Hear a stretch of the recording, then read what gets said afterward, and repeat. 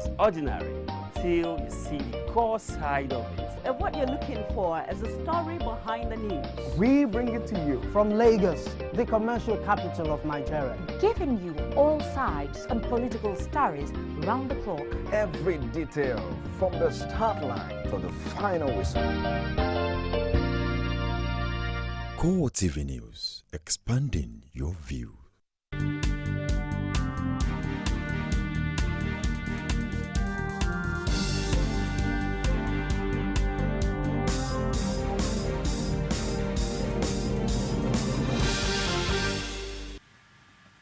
This is CoreTV News on the hour with Nifemi Oguntoye. Report reaching us says Ibadan-born billionaire businessman and philanthropist Arishekola Alao is dead. Alao, whose business interests span several sectors, particularly in the Nigerian economy, died at the age of 69. The eldest daughter of the deceased, Khadija, confirmed the report. Alao was the Deputy President General of the Nigeria Supreme Council for Islamic Affairs and the Are Muslimi of Yorubaland.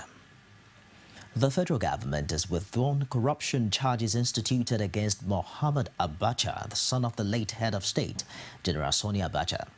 Attorney General of the Federation, Mohammed Adoke, withdrew the 446.3 billion naira theft charge, which were initially filed in February 2014. The prosecution had accused Abacha of unlawfully receiving the fund that was allegedly stolen from government's coffers between 1995 and 1998.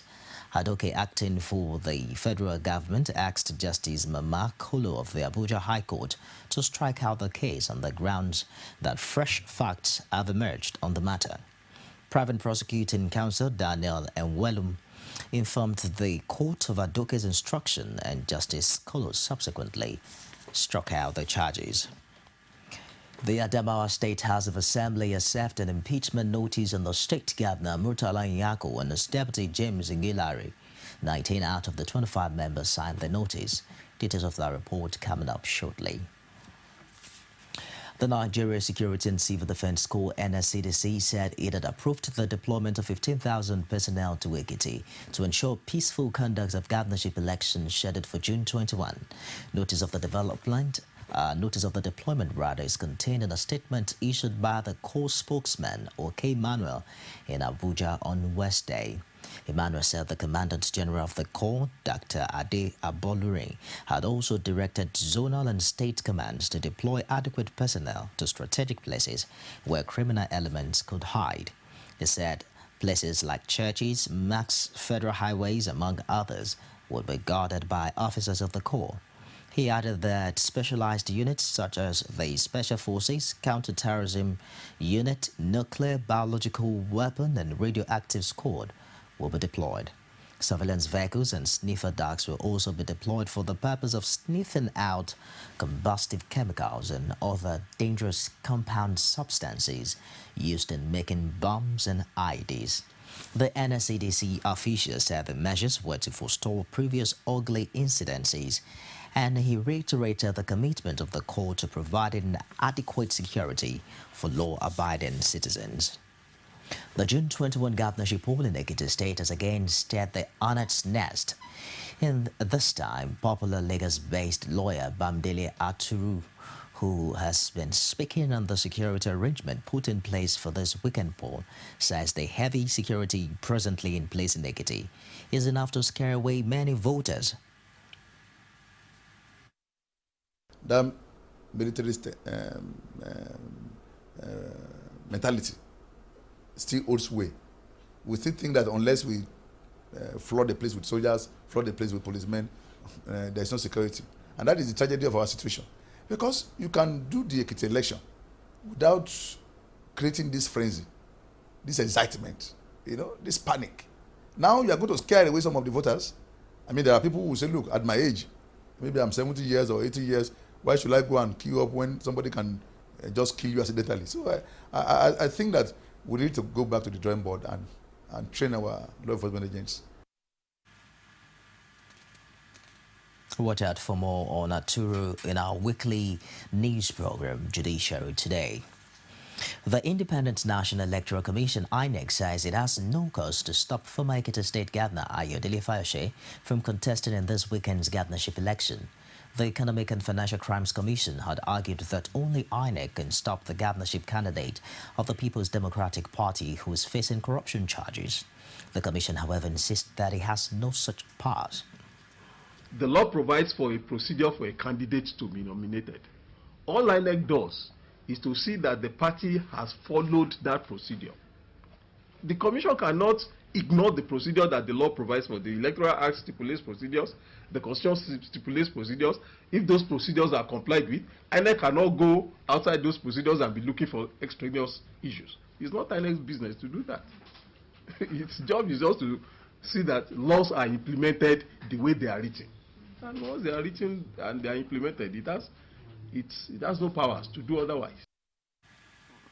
And just a few days to the June 24th governorship election in Ekiti, the leadership of INEC has denied promising anyone the usage of electronic card reader at the forthcoming poll. This is viewed as a tacit response to Osun Governor Rauf Aregbesol's call for the use of electronic card reader to enhance credibility of the poll. Here's the report. The governor of Osun State, Rauf Aregbesola, recently made the call for the deployment of electronic card reader at the June 21st election during the APC mega rally in Ado-Ekiti. The INEC leadership fired back, saying it never promised the nation the use of the card reader for now. If INEC is committed to ensuring that the will of the people will be translated into the return of candidate elected representatives, then to use the electronic voters card is more of an duty for INEC. At no time in the electoral process did the commission promise that we were going to do the election in Ekiti with the use of biometric card reader. What was told, what we said was that we are going to commence the distribution of the permanent voters card, which has electronic chips. The National Commissioner of INEC says the commission is not in enough possession of the card readers, as Aregbesola insists that the deployment of the card readers for the poll is the only face-saving situation for INEC. We just started the process of taking delivery of some of the biometric, and we haven't got enough. So there's no way we can go to Ekiti or Osun with the use of biometric card reader. We never promised the country we are going to use that. We must insist that INEC, for the transparency and credibility of these elections in Ekiti and Osun, the electronic card reader must be used. With the governorship election just days away, Aregbesola talked tough on the need for INEC to make the election credible. INEC can guarantee freeness, fairness, and transparency of this election in Ekiti coming up on 21st of June. Is for it to use the electronic card reader. Since 2011, we have not rested on our horse. We have been putting in place other processes that can ensure the integrity of the election and confirm more credibility on the electoral process. However, it is obvious that INEC is not ready to shift ground on the issue, at least for now. Rashid, CoreTV News, Ado-Ekiti. The police in Yobe have confirmed the death of 14 people in the bomb explosion that occurred in a football viewing center on Tuesday night in Damaturu. The Yobe Police Public Relations Officer Nansak Chegwan also said 26 people who sustained injury had been taken to different hospitals for treatment. He says the explosive device was kept in a car parked near the viewing center, which later exploded. Nansak says the State Police Commissioner Marcus Danladi has advised the public to be conscious of abandoned objects and cars, and that the police had ordered the closure of all public viewing centers in the state for security reasons. Meanwhile, Samia Lilo area, venue of last night's explosion, has been sued by the police as investigations were ongoing. The federal government has released 1.6 billion naira to kickstart a trust fund for safe schools initiative in the country. The private sector is also committing 1.6 billion naira to the fund. Finance Minister Ngozi Okonjo-Iweala discussed this after a brief meeting with President Goodluck Jonathan at the presidential villa. Former British Prime Minister Gordon Brown also attended the meeting alongside governors of 2 of the 3 states affected by the Boko Haram insurgency. And I'm here to say that we wish as an international community to do everything we can to back up the efforts of President Goodluck Jonathan and the governors of the states to make sure these girls are returned to their families, and at the same time to make sure that every parent feels that they can send their children to school knowing that they will be safe in future. And that's why we're launching the Safe Schools Initiative, and that's why the President has decided to set up this new fund that will allow the international community as well as local donors to contribute to making our schools in this country safer. Of the UK, we met with His Excellency Mr. President, who has kicked off the Safe Schools Initiative, and the former UK Prime Minister is here as the UN envoy, the envoy of the Secretary General of the United Nations, bringing the wishes and support of the international community to back Mr. President's initiative on safe schools. We've got Their Excellencies, the Governor of Borno State and the Governor of Yobe State, and we'll be joined by the Governor of Adamawa State tomorrow, who are going to be working with us to make the communities safe and the schools safer so that our children who are in these areas can come back to school. Meanwhile, the Federation Account Allocation Committee has distributed 648.3 billion naira among the three arms of government. Accountant General of the Federation, Jonah Otula, disclosed this at a press briefing after the meeting. He added that the amount is more than the previous month, but still fell short of expectations. In total, we have a statutory revenue figure of 582.934, VAT 65.4, so the total distributable for this month is 648.349, which when compared to last month is 49.177 over and above that of last month. Then the total allocated to Shopee as usual is 35.55 billion naira. So the gross revenue of 844 billion received for the month was higher than the 584 received in the previous month by 259.88 billion.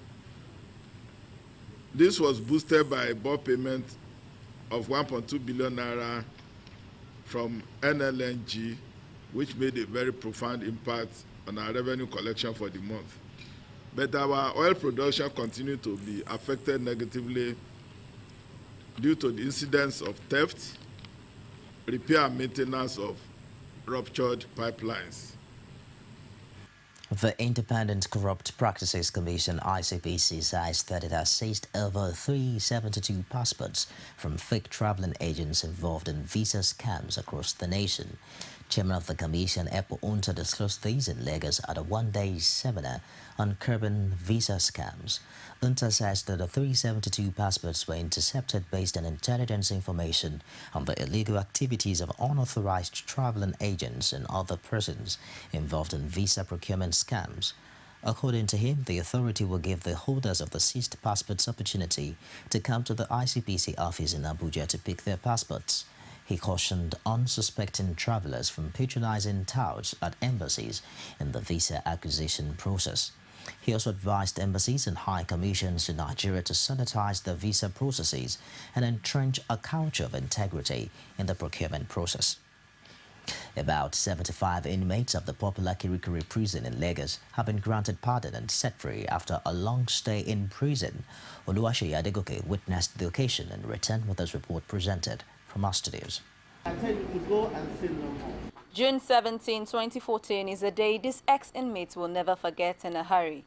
The Chief Judge of Lagos State, Ayotunde Phillips, says the exercise is a statutory function. I'm to do my statutory duties of releasing inmates that shouldn't be here and they're still here.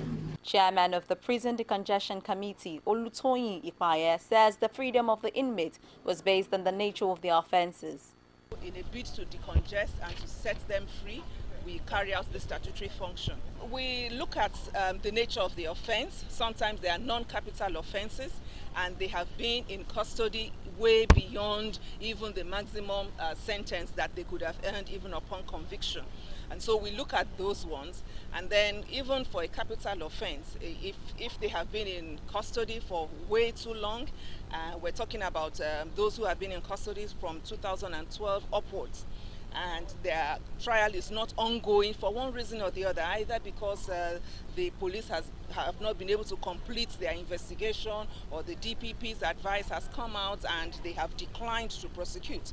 Then it behoves the Chief Judge of Lagos State to carry out her statutory functions and to try to decongest the prisoners and to set them free. The only female among the freed inmates expresses joy and gratitude at the development. No, I'm not going back again. Oh, Jesus. It has been a very tough life. It's been a life of testimony. It's challenging. It's challenging. I'm advising them to grab Jesus. They should know, they should not go back to anything that will lead them to prison. Because prison is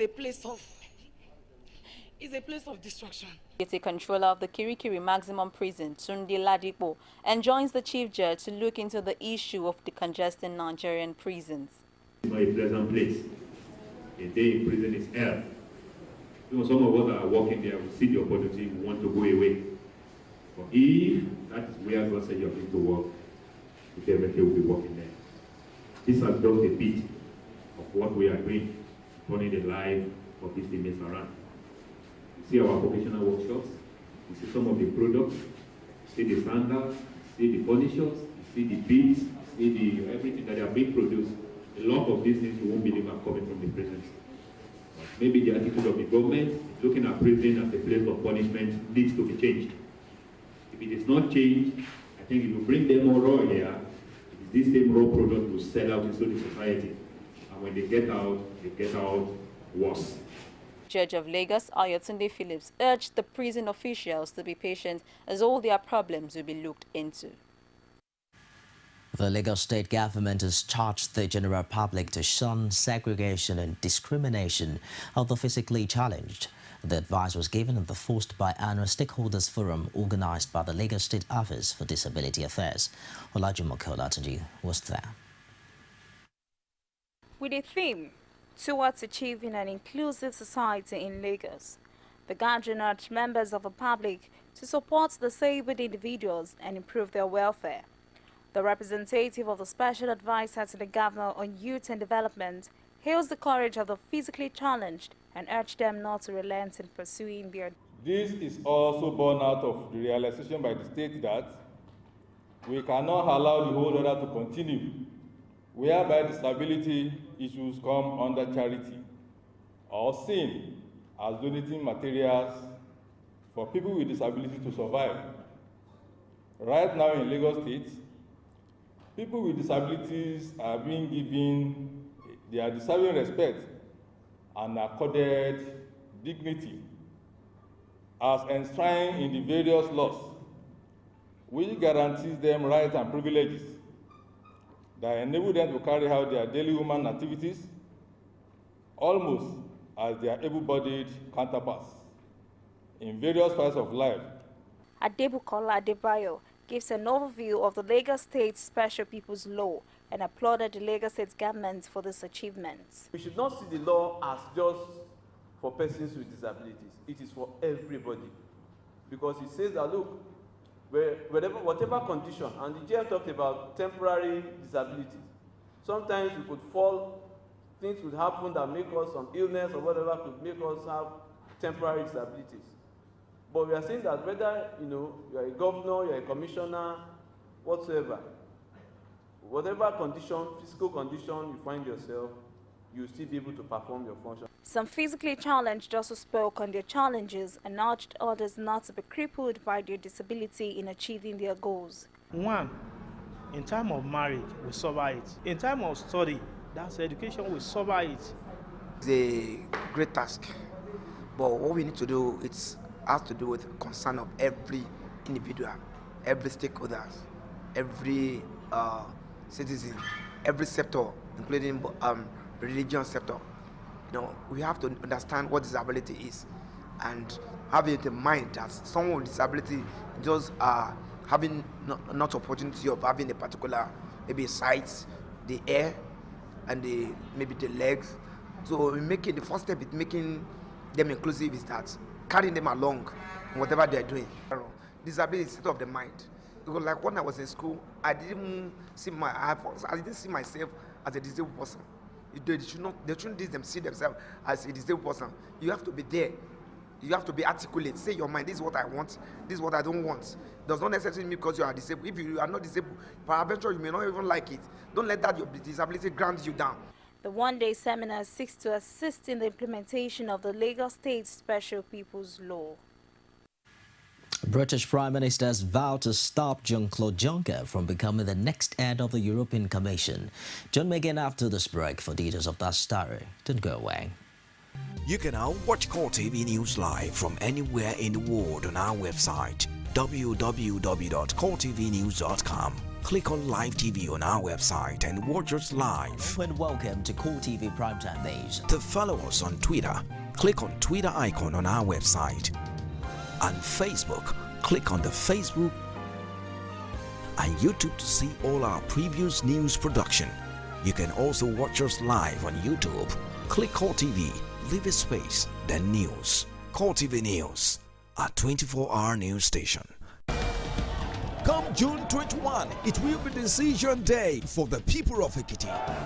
18 candidates are gunning for one seat. I am the next governor of Ekiti. But the people will have the final say.